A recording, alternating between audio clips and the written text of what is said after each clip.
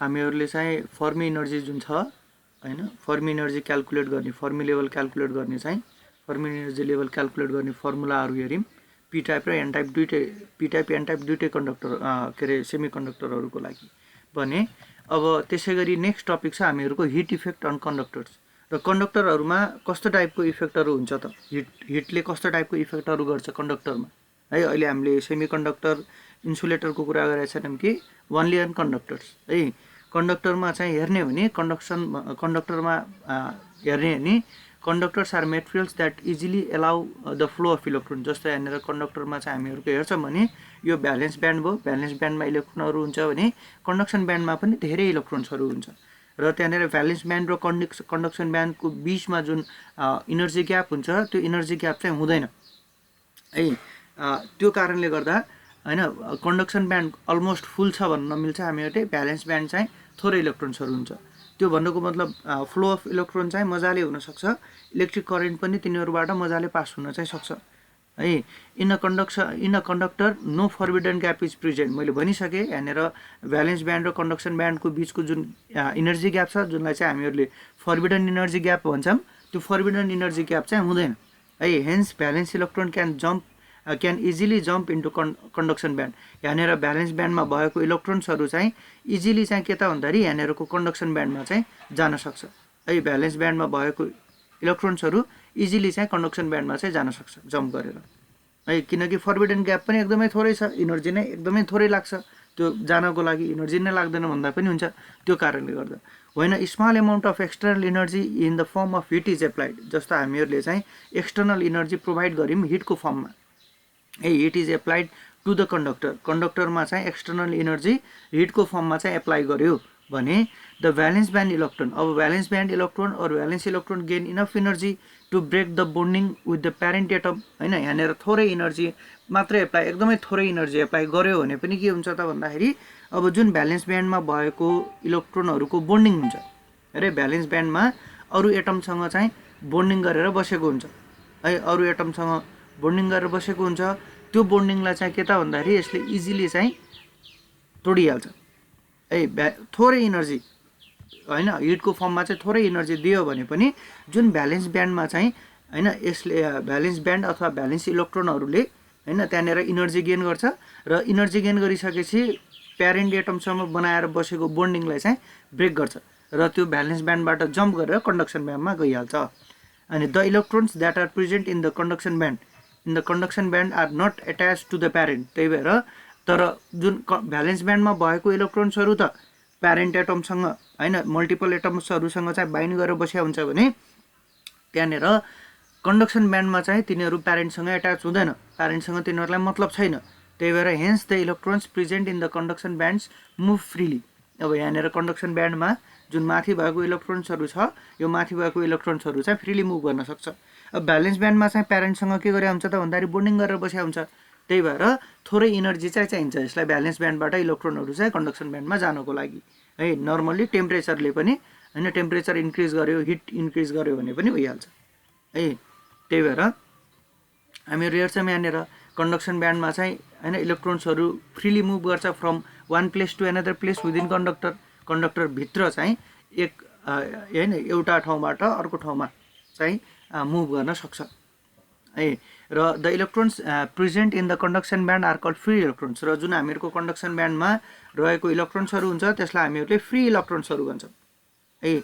र यही फ्री इलेक्ट्रोन्सहरूले के गर्छ त भन्दाखेरि इलेक्ट्रिक चार्ज अथवा इलेक्ट्रिक करेन्ट चाहिँ फ्लो गर्ने हो है। एक ठाउँबाट अर्को ठाउँमा चाहिँ होइन इलेक्ट्रिक फ्लो गर्नको लागि चाहिँ कन्डक्टरमा एक ठाउँबाट अर्को, जस्तो एकातिरको इन्डलाई हामीहरूले के अरे सकेटमा प्लग गरेका छौँ भने त्योबाट अर्को इन्डसम्म पनि मजाले इलेक्ट्रोन्सहरू चाहिँ मुभ गरेर इलेक्ट्रिसिटी चाहिँ कन्डक्टरमा मजाले पास हुन्छ है। र त्यो पास हुनको लागि के गर्ने रहेछ त भनेर हेर्ने हो भने हामीहरूको जुन कन्डक्सन ब्यान्ड हुन्छ होइन, कन्डक्सन ब्यान्डमा चाहिँ रहेको इलेक्ट्रोन्सहरू होइन यो कन्डक्सन ब्यान्डमा रहेको इलेक्ट्रोन्सहरू चाहिँ फ्रिली मुभ गर्न सक्छ एक ठाउँबाट अर्को ठाउँमा होइन। त्यो कारणले गर्दा हामीहरूको इलेक्ट्रिसिटी अथवा चार्ज चाहिँ फ्लो हुनसक्छ। अनि कन्डक्टर्समा लो टेम्परेचरमा पनि a number of free electrons are present. र टेम्परेचर कम भयो भने पनि थोरै टेम्परेचरमा पनि त्यहाँनिर फ्री इलेक्ट्रोन्सहरू चाहिँ धेरै हुन्छ है। अनि whereas at room temperature a larger number of free electrons are present। अब लो टेम्परेचरमा त फ्री इलेक्ट्रोन्स हुन्छ नै, तर रुम टेम्परेचरमा के हुने भयो त भन्दाखेरि त्यहाँनिर हिट त गेन गर्ने भयो। हिट गेन गर्यो भने भ्यालेन्स ब्यान्डबाट इलेक्ट्रोन्सहरू जम्प गरेर कन्डक्सन ब्यान्डमा जान्छ। त्यही भएर कन्डक्सन ब्यान्डमा नम्बर अफ फ्री इलेक्ट्रोन्स अझै धेरै हुन्छ है। when the heat energy applied to the conductor the atom starts vibrating। र अर्को कुरा पनि छ यहाँनिर कन्डक्टरमा चाहिँ त्यति मात्रै कुरा छैन कि के छ त भन्दाखेरि कन्डक्टर्सहरूमा चाहिँ हिट इनर्जी एप्लाई गर्यौँ भने जुन एटमहरू हुन्छ त्यो एटमहरू पनि भाइब्रेट गर्न थाल्छ। हेर है, एटम्सहरू पनि भाइब्रेट गर्न थाल्छ है। The atoms start vibrating at fixed position. आफ्नो फिक्स्ड पोजिसनमा चाहिँ भाइब्रेट गरेर बसिरहेको छ। And free electrons moving in the conduction band with collide with these atoms. र के गर्छ त भन्दाखेरि भाइब्रेट हुने भएको कारणले गर्दा हैन, र कन्डक्सन ब्यान्डमा हेर है, अब एटमको इलेक्ट्रोन्सहरू पनि के त भन्दाखेरि हिट इनर्जीले गर्दा भाइब्रेट हुन्छ। र जुन कन्डक्सनमा ब्यान्डमा भएको फ्री इलेक्ट्रोन्सहरू छ त्यो फ्री इलेक्ट्रोन्सहरू पनि के गर्छ त भन्दाखेरि त्यो फ्री इलेक्ट्रोन्सहरू मुभ गर्ने बेला तिनी जुन भाइब्रेट भएको एटम्सहरू छ तिनीहरूसँग ठोक्किन्छ है। ठोक्किनुको मतलब कोलाइड हुन्छ है, कोलिजन हुन्छ। र फ्री इलेक्ट्रोन्सहरूले के गर्छ त भन्दाखेरि आफ्नो इनर्जी चाहिँ लस गर्छ। कसरी लस गर्छ त भन्दाखेरि कोलाइड भइसकेपछि हैन, जस्तो दुईटा मार्बल चाहिँ तिमीहरूले दुईटा हैन अपोजिट डाइरेक्सनमा मार्बल छ हैन, त्यो मार्बल भने गुच्चा छ, त्यो गुच्चालाई चाहिँ तिमीहरूले हैन अपोजिट डाइरेक्सनमा भएको हैन एउटा मार्बल राखेर त्यो थोरै भाइब्रेट भइराखेको छ, अथवा त्यो मार्बल चाहिँ अगाडि आइदियो है, र तिमीहरूले एउटा मार्बलले हान्यो भने यो पछाडि जुन काइनेटिक मोसनमा आएको इनर्जी काइनेटिक इनर्जी गेन गरेको उसले पनि के त भन्दाखेरि त्यसले चाहिँ काइनेटिक इनर्जी लस गर्छ। र त्यो थोरै भए पनि त्यसको स्पिडमा चाहिँ फरक पर्छ है। अनि यस्तै कोलिजन चाहिँ यहाँनिर हुन्छ। जुन कन्डक्सनमा ब्यान्डमा भएको इलेक्ट्रोन्सहरू चाहिँ मुभ गर्न खोजिराखेको हुन्छ, र जुन हामीहरूको एटमभित्रको इलेक्ट्रोन्सहरू पनि भाइब्रेट गरिराखेको हुन्छ, र त्यो एटम्सभित्रको इलेक्ट्रोन्सहरू जुन भाइब्रेट गर्छ त्यसले चाहिँ त्यसलाई रोक्छ। र यो रोकेको कारणले गर्दा त्यहाँनिर चाहिँ के त भन्दाखेरि कोलिजनको कारणले गर्दा काइनेटिक इनर्जी चाहिँ लस हुन्छ। After collision with atom the free electrons again start moving in other direction. र कोलिजन भइसकेपछि फ्री इलेक्ट्रोन फेरि अर्को डाइरेक्सनमा मुभ गर्न लाग्छ। And again the free electrons collide with another atom. र त्यो फ्री इलेक्ट्रोनले फेरि अर्को एटमसँग कोलाइड गर्छ हैन। This will result in loss of kinetic energy of the free electrons. त्यही कारणले गर्दा काइनेटिक इनर्जी चाहिँ के गर्छ त भन्दाखेरि फ्री इलेक्ट्रोन्सको हैन काइनेटिक इनर्जी अझै लस हुँदै जान्छ।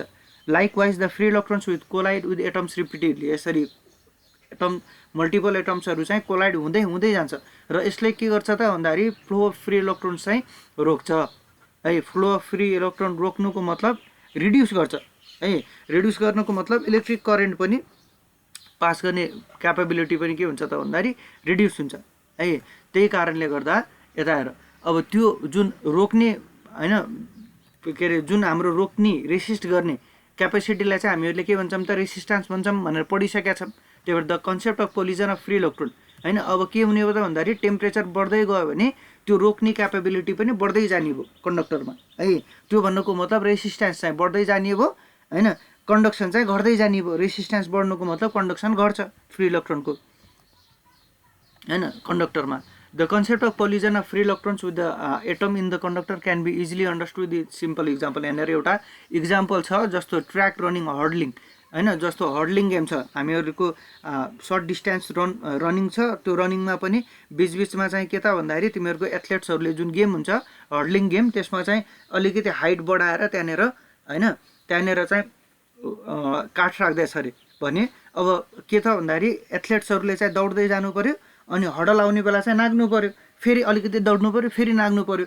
दौड्ने बेला चाहिँ के हुने भयो, दौड्ने बेला तिनीहरूको काइनेटिक इनर्जी बढी हुने भयो भने त्यहाँनिर जुन हडल अथवा जुन काठ राख्दैछ त्यो काठलाई नाग्ने बेला चाहिँ तिनीहरूको स्पिड कम हुने भयो है। हो ठ्याक्कै त्यस्तै टाइपको इक्जाम्पलको रूपमा चाहिँ हामीहरूले यसलाई चाहिँ लिन सक्छौँ है। when the athletes start running by increasing their speed they can kinetic energy gain गर्छ हैन। when the 10 athletes collide हैन, 10 athletes collide with the first hurdle they lose their kinetic energy and the kinetic energy to the hurdle। अब के त भन्दाखेरि अब first हैन hurdle आउने बित्तिकै त्यहाँनिर तिनीहरूले चाहिँ काइनेटिक इनर्जी लस गर्छन् हैन। अनि आउने बित्तिकै है हडलमा चाहिँ ठोकिनै पर्छ भन्ने छैन है। त्यसै गरी the athletes again start running, त्यसपछि फेरि एथलेट्सहरू फेरि दौड्न लाग्छन्, फेरि काइनेटिक एनर्जी गेन गर्छन्, फेरि हडल आयो सेकेन्ड हडल, फेरि नाग्नु पऱ्यो, नाग्ने बेला फेरि काइनेटिक एनर्जी लस हुन्छ है। यस्तै गरी रिपिटेडली यसलाई हामीहरूले ठ्याक्कै अहिलेको इक्जाम्पलसँग बुझ्न सक्छौँ है। र reduction in current flow means increase in resistance, र मैले अगाडि पनि भनिसकेँ हामीहरूको करेन्ट फ्लोमा चाहिँ रिडक्सन हुनुको मतलब के हो त भन्दा रेसिस्टेन्स चाहिँ बढ्नु हो है। करेन्ट फ्लो चाहिँ घट्नुको मतलब रेसिस्टेन्स चाहिँ बढ्नु हो हैन। रेसिस्टेन्स जुन कन्डक्टर छ कन्डक्टरले रेसिस्ट गर्ने भयो कि हैन, रेसिस्टेन्स चाहिँ बढ्ने भयो।